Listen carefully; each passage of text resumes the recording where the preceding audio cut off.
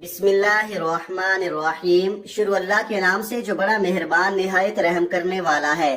ناظرین، آج 21 رجب بدھ کے دن صرف ایک تسبیح چلتے پھرتے پڑھ لو، 10 کروڑ بھی مانگو گے تو اللہ کی ذات دینے پر قادر ہے۔ یہ عمل صرف 21 رجب بدھ کے دن ہی کیا جاتا ہے۔ یہ ایک ہی دن کا عمل ہے اور ایک ہی دن کے اندر بڑی سے بڑی حاجت بھی ہو، بڑے سے بڑا مقصد بھی ہو تو اس کے اندر بھی کامیابی 100% لازمی مل جاتی ہے۔ اور یہ آج کا شرطی عمل ہے۔ یہ بہت سارے لوگوں کا آزمایا ہوا اور اللہ والوں کا بتایا ہوا عمل ہے۔ یہ عمل اس سے پہلے کئی بار کیا جا چکا ہے۔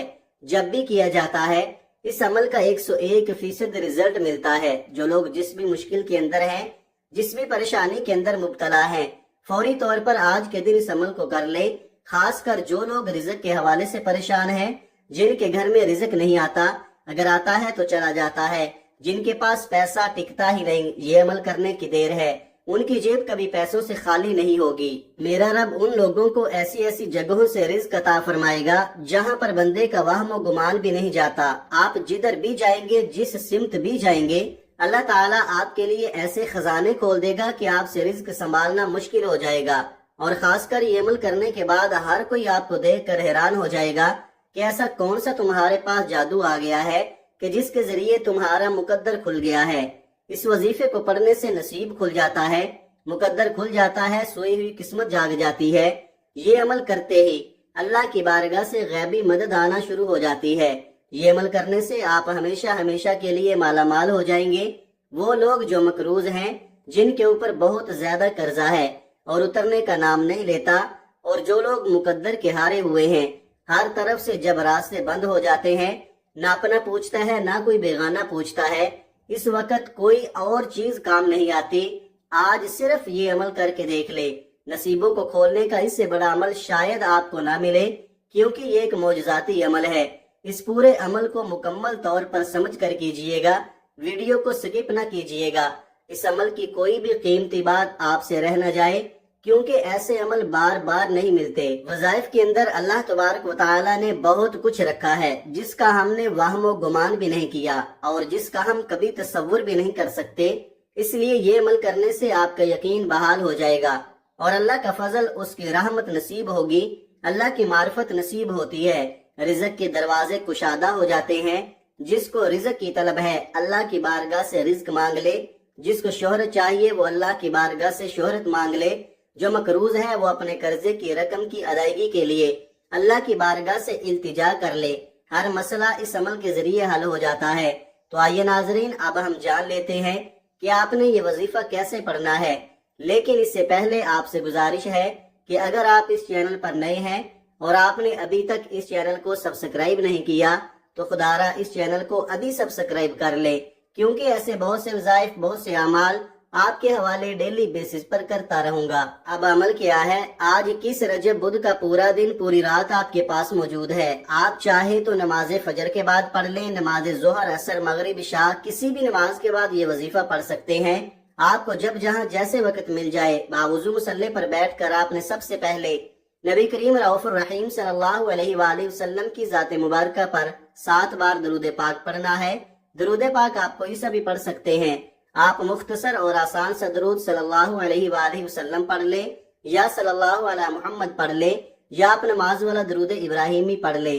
ایک بار حصول برکت اور ثواب کی نیت سے میرے ساتھ بھی پڑھیے گا۔ اللہم صلی علی محمد وعلی آل محمد کما صلیت علی ابراہیم وعلی آل ابراہیم انکا حمید مجید۔ اللہم بارک علی محمد وعلی آل محمد کما بارکت علی ابراہیم وعلی آل ابراہیم انکا حمید مجید۔ 7 بار درود پاک پڑھنے کے بعد آپ نے اپنے خاص مقصد، خاص حاجت کی نیت کرنی ہے، کیونکہ انسان جب بھی کوئی نہ کوئی کام کرتا ہے تو اپنے مقصد کی نیت کر کے کرتا ہے۔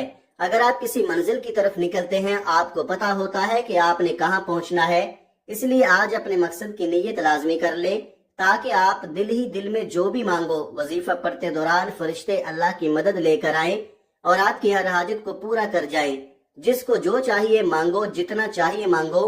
آپ کسی بندے سے تو نہیں مانگ رہے، آپ تو اللہ سے مانگ رہے ہیں۔ ماہ رجب کی عظمت اور قبولیت کی ان گھڑیوں میں مانگ رہے ہیں۔ اپنے مقصد کی نیت کرنے کے بعد فوری طور پر آپ نے ایک بار اعوذ باللہ من الشیطان الرجیم بسم اللہ الرحمن الرحیم پڑھ کر وظیفے کا آغاز کرنا ہے۔ تعوذ اور تسمیہ پڑھنے سے تمام شیطانی اثرات ختم ہو جاتے ہیں، اور جس کام کے شروع میں تعوذ اور تسمیہ پڑھ لیا جاتا ہے اس میں برکت ہوتی ہے، اس میں خیر ہوتی ہے، اس میں سلامتی ہوتی ہے۔ جب آپ نے اپنے تمام مقاصد کی نیت کر لی، تعوذ اور تسمیہ پڑھ لیا، تو سب سے پہلے نمبر پر جو وظیفہ آپ نے پڑھنا ہے وہ وظیفہ قرآن سورت کا وظیفہ ہے۔ یہ ایسی قرآن سورت ہے کہ جس میں اللہ کی وحدانیت کو بیان کیا گیا ہے، اور یہ ایسی عظیم سورت ہے کہ جس سے صرف ایک بار پڑھنے سے قرآن پاک کے 10 باروں کا ثواب ملتا ہے، اور 3 بار پڑھنے سے ایک مکمل قرآن مجید پڑھنے کا ثواب ملتا ہے۔ وہ قرآن سورت سورہ اخلاص ہے۔ سورہ اخلاص کی تلاوت سماعت فرما لیں۔ اعوذ باللہ من الشیطان الرجیم، بسم اللہ الرحمن الرحیم۔ قل هو اللہ احد اللہ الصمد لم یلد ولم یولد ولم یکن لہ کفوا احد۔ حضور علیہ الصلوۃ والسلام نے حضرت ام المؤمنین حضرت عائشہ صدیقہ رضی اللہ تعالی عنہا سے فرمایا، اے عائشہ تو اس وقت تک سویا نہ کر جب تک 4 کام نہ کر لیا کرو، یعنی کہ 4 چیزوں پر عمل نہ کر لو، اس وقت تک سویا نہ کرو۔ اور حضور علیہ الصلوۃ والسلام کی بارگاہ میں حضرت عائشہ صدیقہ رضی اللہ تعالی عنہا نے عرض کیا کہ یا رسول اللہ وہ 4 کام کون سے ہیں جن کے کیے بغیر نہیں سونا چاہیے؟ تو حضور صلی اللہ علیہ وآلہ وسلم نے فرمایا کہ قرآن پاک کو مکمل پڑھ کر سویا کرو، قیامت کے دن انبیاء علیہ الصلوۃ والسلام کو اپنے لیے سفارش کرنے والا بنا کر سویا کرو، اپنے رب کو راضی کر کے سویا کرو، اور فرمایا ایک حج اور عمرہ کر کے سویا کرو۔ اب حضرت عائشہ صدیقہ رضی اللہ تعالی عنہا پریشان ہو گئیں اور کہنے لگیں، یا رسول اللہ اتنا سارا کام ایک ہی رات میں سونے سے پہلے کیسے ممکن ہے؟ تو آقا علیہ الصلوۃ والسلام نے فرمایا کہ اے عائشہ، جو شخص سورہ اخلاص کو صرف 3 بار پڑھ کر سوتا ہے، اللہ پاک اس کو پورا قرآن پاک پڑھنے کا ثواب عطا فرماتا ہے۔ اس سے آپ کو اندازہ ہو گیا ہوگا کہ سورہ اخلاص کی کتنی برکت ہے، کتنا مقام ہے۔ آپ نے سورہ اخلاص کو صرف 12 بار پڑھنا ہے، اور ہر بار بسم اللہ کے ساتھ پڑھنا ہے۔